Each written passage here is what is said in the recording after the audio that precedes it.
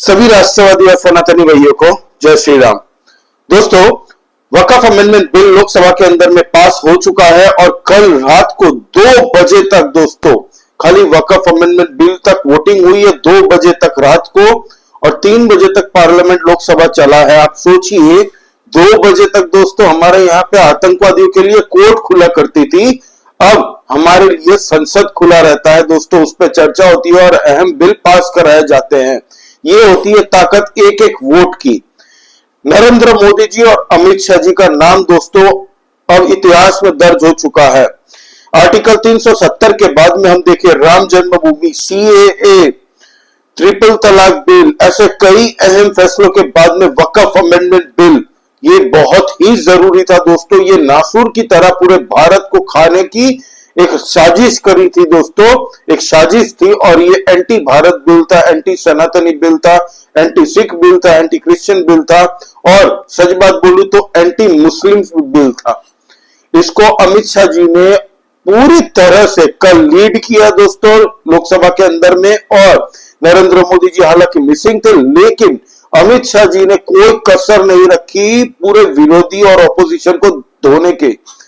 कल ऑपोजिशन पार्टियों ने होय हल्ला मचाना शुरू किया था पार्लियामेंट के अंदर, चर्चा जब बहस चल रही थी, लेकिन उनके पास कोई लॉजिक नहीं था, कोई पॉइंट्स नहीं थे बोलने के लिए। जब पूछा जाए बताओ एक बात कि मुसलमानों के खिलाफ ये बिल कैसे है, तो वो बता नहीं पा रहे थे, नहीं हमें नहीं पता, लेकिन ये एंटी मुस्लिम बिल है, हमारा सेक्युलरिज्म खराब हो जाएगा। बोले बताओ अब कैसे सेक्युलरिज्म खत्म होगा, कैसे सेक्युलरिज्म खराब होगा, तो भी नहीं बता पा रहे थे। तो कल ऑपोजिशन चारों खाने चित थी।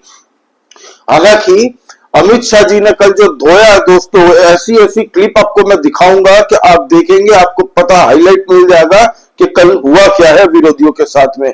कल रात भर ये लोग सो नहीं पाए होंगे कि इनके साथ कल हुआ क्या पार्लियामेंट के अंदर। पूरा देश देख रहा था कौन भारत के इंटरेस्ट के साथ में है और कौन भारत के इंटरेस्ट के खिलाफ। कल सबने देख लिया, अब हर एक वोटर को जो क्लैरिटी चाहिए थी, जो लोग ज्यादा इंटरेस्ट नहीं लेते थे, उनको भी अब पता चल गया कि हमारे देश के सनातन हित और भारत के हितों के खिलाफ कौन सी पॉलिटिकल पार्टियां काम करती थी। आप पहले अमित शाह जी की ये बयान सुनिए दोस्तों। मान्यवर, 1913 से लेकर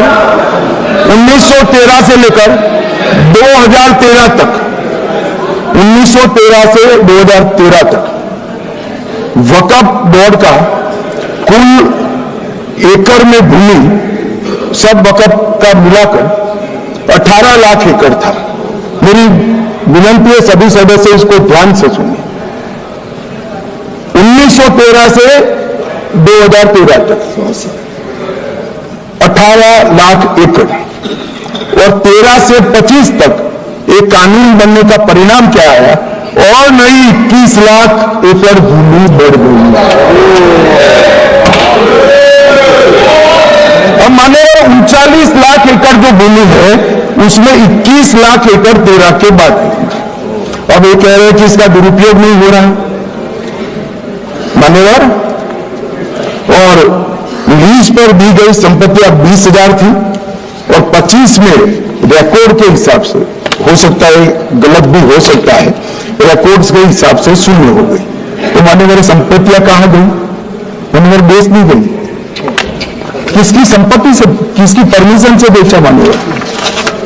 मान्यवर मैंने पहले ही कह दिया कि केरल और देश भर के Catholic bishop council, Catholic bishop conference of India, Catholic Congress Kerala, भारतीय कैथोलिक धर्मगुरुओं की महासभा, केरल चर्चों की संयुक्त परिषद, कैथोलिक कांग्रेस केरला, ये सब ने इस बिल का समर्थन करा है और कहा है अन्यायी 2013 का खिलाफ। सुना दोस्तों, आप सोचिए कि 100 साल के अंदर में इनके वक्फ जो बोर्ड है दोस्तों, इनके पास में टोटल जमीन 18 लाख एकड़ थी। हम लोग तो सब जितने भी मीडिया, न्यूज़पेपर्स, मीडिया चैनल में एनालिस्ट, ये लोग कहते थे कि 12 लाख एकड़ है, 10 लाख एकड़ है, 11 लाख एकड़ है। 100 साल तक इनके पास 18 लाख एकड़ थी और 2013 से लेकर 2024-25 तक दोस्तों इनके पास में सोचिए, अंदाजा मारिए, 21 लाख एकड़ और जुड़ गई। मतलब टोटल हो गया दोस्तों आपका 39 लाख एकड़ जमीन सिर्फ वक्फ के पास में थी। अमित शाह जी ने कल कैटेगरिकली कहा कि अगर कांग्रेस 2013 में ये अमेंडमेंट बिल मतलब अमेंडमेंट ना करती इस लॉ को, वक्फ बिल को, तो फिर हमें ये वाली बिल लाने की अब कोई जरूरत ही नहीं थी। लेकिन 2013 के अंदर में इनकी सरकार जाने के ठीक 20-25 दिन पहले इन लोगों ने पार्लियामेंट के अंदर में फटाफट घंटे भर के अंदर में दोस्तों, कोई चर्चा वर्चा नहीं, ऐसे ही पास कर दिया था और पूरे अधिकार धड़ल्ले से वक्फ को दे दिए थे कि जिस बिल्डिंग पे तुम्हें हाथ रखना है वो बिल्डिंग तुम्हारी। सोचिए, एक एग्जांपल देता हूं दोस्तों, दिल्ली के अंदर में एक होटल है जिसका सरकार को सालाना 150 करोड़ रुपए वो होटल देती है खाली, ठीक है, टैक्स रेंटल, ठीक है। अब एक होटल है कर्नाटका के अंदर में जो कि वक्फ बोर्ड की प्रॉपर्टी कही जाती है और वो रेंटल वक्फ बोर्ड को पता सालाना कितना देता है? 12,000 रुपए। और होटल मतलब वो चिल्ली चल्ली नहीं, सब 5 स्टार होटल भाई। सोचिए आप कितना बड़ा फ्रॉड है। जो सच्चर कमेटी थी उसके हिसाब से अगर मानने जाए तो 1,20,000 करोड़ का रेवेन्यू जनरेट कर सकते हैं ये लोग। इतनी जमीनें इन लोगों ने हड़पी है भारत के अंदर में, और ये लोग बोलते हैं कि हमारी तो इनकम ही नहीं होती। आप सोचिए 2006 के अंदर में इन लोगों ने अपना रेवेन्यू दिखाया था 166 करोड़, 166 करोड़। हालांकि 2024 में इन लोगों ने पता कितना दिखाया? अंदाजा करिए आप, 9 करोड़ 90 लाख रुपए। जमीनें 21 लाख एकड़ इन्होंने बढ़ाई 2013 से लेकर 2024 तक, और रेवेन्यू 166 करोड़ से इन लोगों ने दिखाया 9 करोड़ 90 लाख। ये देखिए कितना रुपए भ्रष्टाचार हो रहा है दोस्तों। कौन कौन इसमें शामिल है? क्या ये वक्फ बिल के द्वारा पॉलिटिकल पार्टियों को भी फंडिंग की जाती है? ये पूरा जो नेक्सस है अब इसके हाथ पांव कुतेर दिए गए हैं। अब मुसलमानों को जो ग्राउंड में पैसे मिलने चाहिए वो उनके हक का उनके वेलफेयर स्कीम्स में जाएंगे दोस्तों। बहुत जबरदस्त काम हुआ है। अब अमित शाह जी के ये बयान के बाद में दोस्तों हो हल्ला मचा रहे थे ऑपोजिशन वाले, उनके पास तो कुछ बोलने को है नहीं और था भी नहीं। तो अब कुछ जो एमपी थे उनके बड़े पॉपकॉर्न की तरह उछल रहे थे, ज्यादा ओवर स्मार्ट बन रहे थे। तो इन लोगों ने कहा कि हम जिस तरीके से किसान बिल पास होने के बाद में सरकार को वापस लेना पड़ा, उसी तरीके से कुछ हम ऐसा करेंगे कि ये बिल भी सरकार को वापस लेना पड़ जाए, और एक इनडायरेक्टली तरीके से धमकी दे रहे थे। तब अमित शाह जी ने अपना तेवर दिखाने जा रहे थे वो, लेकिन उन्होंने कंट्रोल कर दिया। फिर भी उन्होंने कह तो दिया, ऐसे तेवर में कह दिया कि सामने वाले चुप हो गए, उछलना बंद हो गए ये लोग। आप सुनिए अमित शाह जी का ये बयान। एक सदस्य ने कह दिया माइनॉरिटी इस कानून को स्वीकार नहीं करेगी। क्या धमकाना चाहते हो भाई? संसद का कानून है, सबको स्वीकार करना पड़ेगा। स्वीकार नहीं करेंगे मतलब क्या है? कैसे बोल सकते हैं कोई हम कानून को स्वीकार नहीं करेंगे? एक कानून भारत सरकार का है, हर एक पर बंधन करता होगा और इसको स्वीकार करना पड़ेगा। ये अमित शाह जी अभी तक ये जानते नहीं है, ये लोग अपोजिशन वाले अच्छे से इनको, अमित शाह जी और नरेंद्र मोदी जी को, ये लोग मछली को भी पानी में डुबो के मार सकते हैं। लालू यादव से पूछ लो क्या हाल है उसका, और शरद पवार से पूछ लीजिए जिसको बहुत बड़ा अपना पॉलिटिकल बाप चाणक्य इंस्टीट्यूशन ऑक्सफोर्ड क्या क्या बनवा के रखा था कि इनसे बड़ा तुर्रम खान कोई नहीं था। दोनों आज की डेट में क्या हाल है उनसे पूछा जाए। अब दोस्तों मजे की बात, मुसलमान समाज इस बिल के सपोर्ट में सरकार के साथ में आ गए। मुस्लिम समाज नरेंद्र मोदी जी को थैंक यू कर रहे थे और इसके सपोर्ट में आ गए कि आप ये बिल पास करवाइए, हम लोग आपके साथ है। जो लोकल मुसलमान, आम मुसलमान होते हैं ना, ये कुछ ठेकेदारों की बात नहीं कर रहा मैं, ये जो लोकल ग्राउंड पे जो हमारे जैसे आम नागरिक सब भारत के अंदर में है, ये लोग सपोर्ट कर रहे थे कल। आप देखिए ये वीडियो, बहुत प्यारी वीडियो है। लाइव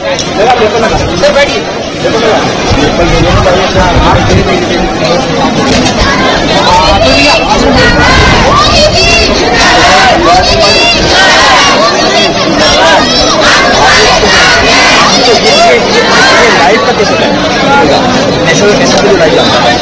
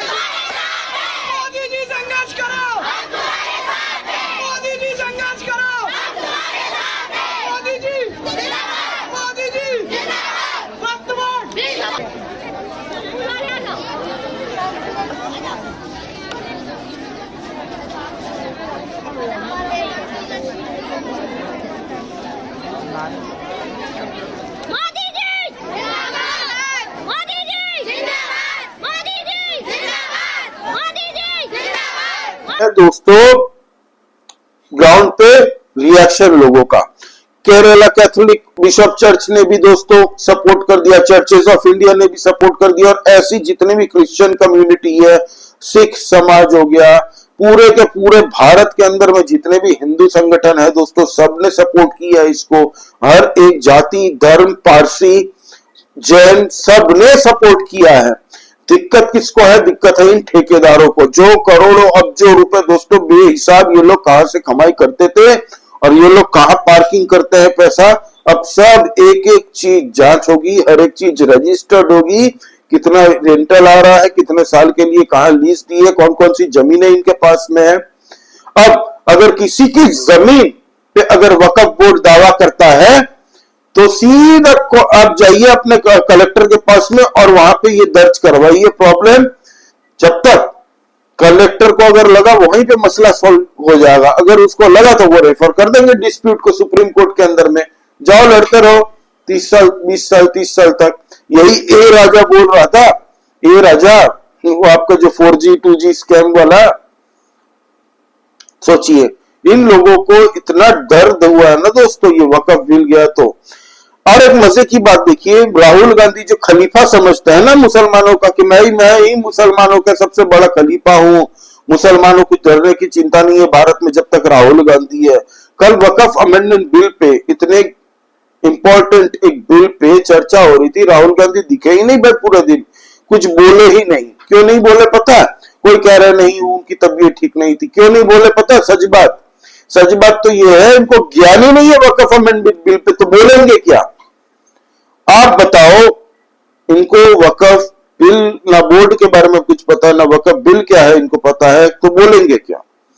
भाई साहब 10:30-11 बजे आए वहां पे वोटिंग करने के लिए, एकदम मस्त स्लीपर्स में आए वहां पे जाके, और सोशल मीडिया में ट्रेंड होने लग गया आते के साथ ही। क्यों बोल रहे थे पार्लियामेंट के अंदर में, ये क्या सो रहे थे क्या? राहुल गांधी क्या कर रहे थे? आप ये तस्वीर देखिए, मुझे भी नहीं पता चला ये कर क्या रहे थे उस वक्त में। ये देखिए ये हाथ दिखा रहा है ना वहां पे, वो है राहुल गांधी जी। कोई कह रहा है कि वो सो रहे थे, कोई कह रहा था पता नहीं क्या कर रहे थे, बात कर रहे थे या फिर, तो ये इनकी सीरियसनेस है। हालांकि राहुल गांधी कुछ बोले नहीं, मीडिया वालों ने जब पूछा उनसे तब वो कुछ बोले नहीं, लेकिन भाई मानना पड़ेगा किरण रिजिजू जी ने जिस तरीके से दोस्तों शुरुआत में ही अपनी बात रखी, 3-4-5 विकेट तो वहीं डाउन कर दिया ऑपोजिशन को, पहले ही ठंडा, उनके सवाल आने से पहले ही जो बताया इस बिल के बारे में दोस्तों, जिस तरीके से इसको क्राफ्ट किया गया, जिस तरीके से इसको तैयार किया गया है, पूरा क्रेडिट जाता है दोस्तों किरण रिजिजू जी का। उन्होंने खुद कहा कि मैं खुद माइनॉरिटी से आता हूं, वो खुद माइनॉरिटी मिनिस्टर है, लॉ मिनिस्टर, तो मैं खुद माइनॉरिटी से आता हूं दोस्तों, हम लोगों को ये अधिकार नहीं है। तो एक तबके को ही क्यों माइनॉरिटी हमेशा समझा जाता है और उनके नाम पे लूटा जाता है। ये कोई इस्लाम के खिलाफ तो बिल है नहीं, इसका इस्लाम से लेना देना कुछ नहीं है। वक्फ एक अपने आप में कानून है। और ये जो वक्फ बोर्ड, ये all India Muslim personal law board सबसे बड़ा बेनिफिशियरी, अगर अब जांच होगी ना जब, तब सबसे बड़े बेनिफिशियरी यही निकलेंगे। All India Muslim personal law board है क्या? ये कोई गवर्नमेंट बॉडी नहीं है भाई, ये है एक एनजीओ जैसा मुस्लिमों के लिए, मुस्लिम संगठनों का एक ऑर्गेनाइजेशन है अपना, एक छोटा सा ऑर्गेनाइजेशन है। ये तो पॉलिटिकल पार्टी ने इसको बाप बना लिया है, ऐसे दिखाया है जैसे बहुत बड़ी संगठन है एकदम, यूनाइटेड नेशंस यूनेस्को के बाद में यही आती है। ऐसा कुछ नहीं है, ये वोट बैंक का एक जरिया है, लेती देती होती है कि चलो भाई वोट बैंक की अगर बात करनी है तो आओ बैठो टेबल पे बात करते हैं, हम तो वोट दे देंगे, हमें क्या मिलेगा, बस वही सब स्कीम सेटिंग होती है ये सब। मजे की बात, अखिलेश यादव, भाई अखिलेश यादव, पहली बात तो मुझे समझ में नहीं आता ये पार्लियामेंट में करने क्या जाता है। इसने अपना भाषण दिया, वहां पे बातें बड़ी बड़ी करने की कोशिश की दोस्तों, ये सेकुलरिज्म के खिलाफ है, मुसलमानों के खिलाफ में, भाईचारा खत्म कर रहे हो, मुसलमानों को भाजपा खत्म करना चाहती है भारत से। मतलब वक्फ अमेंडमेंट बिल पे चर्चा ही नहीं कर रहा था वो बंदा, मतलब घुमा फिरा के उससे पूछो और ये बोलता मैं पढ़ा लिखा ऑस्ट्रेलिया से आया हूं। डिग्री तो तेरे पास ऑस्ट्रेलिया की है नहीं, पढ़ने गया होगा, वहां से भाग के आ गया था। अमर सिंह होते जिंदा तो वो बता देते पूरी बात। तो भाई साहब घुमा फिरा के इधर उधर की मेर की मस्करी कर रहे थे, बकैती जिसको कहते हैं हम देसी भाषा में। तो अमित शाह जी ने इनको बकैती की भाषा में ही जवाब दे दिया।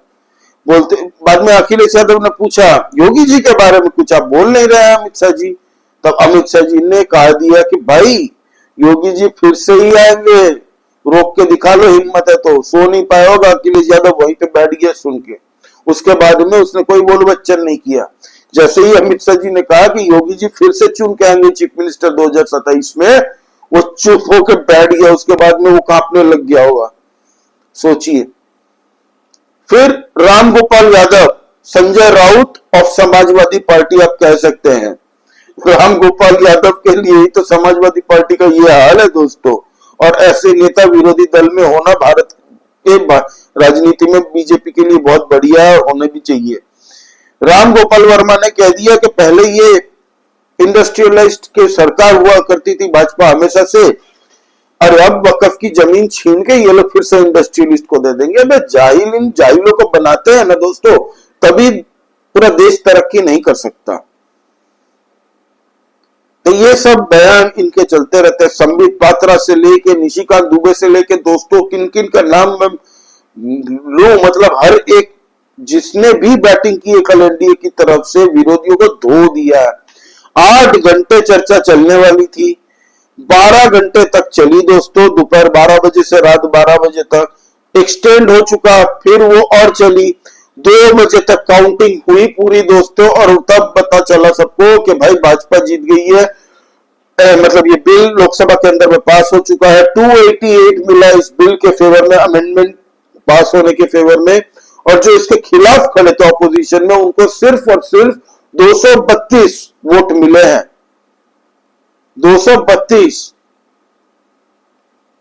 सोचिए आप, ये हाल है। अब महुआ मित्रा जैसी स्पोक्स मतलब टीएमसी की जो है, वो बोल रही थी भाजपा बच गया, 272 की मेजोरिटी है, उससे थोड़ा ही तो ज्यादा आया है, कितनी बार बचोगे, बच हारते हारते बच गए। अरे यार, भाजपा आज भी, भाजपा को पता है कि उसके पास नंबर है, तभी वो बिल इंट्रोड्यूस किया भाजपा ने।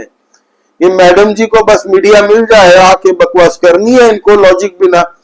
टीएमसी की पार्टी की है हालांकि।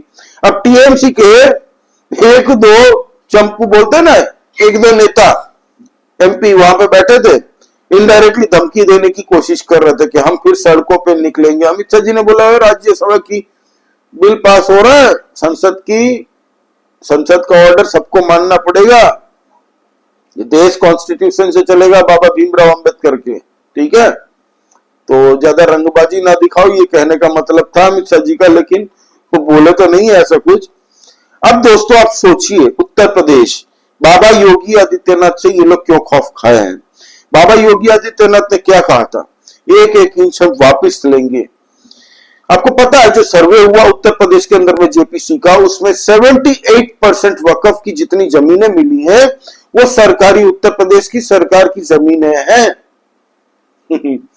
तो अब वो सारी जमीनें उत्तर प्रदेश के योगी आदित्यनाथ जी तो लेंगे, छोड़ने वाले तो है नहीं भाई।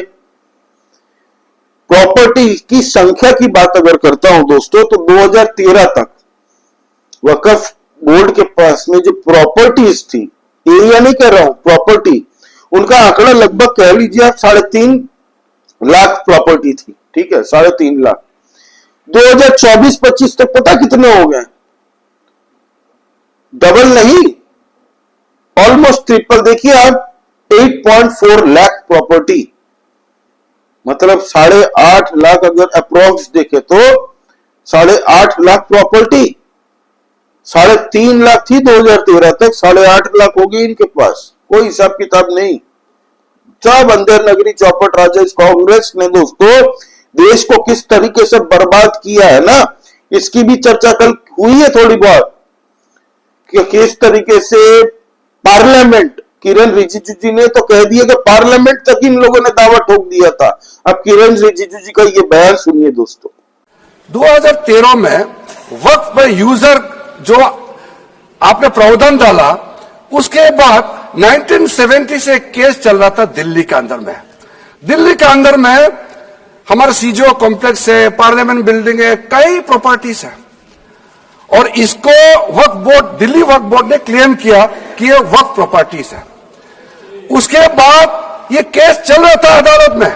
उस समय यूपीए सरकार ने पूरा सारा जमीन को डी नोटिफाई करके वक्फ बोर्ड को दे दिया।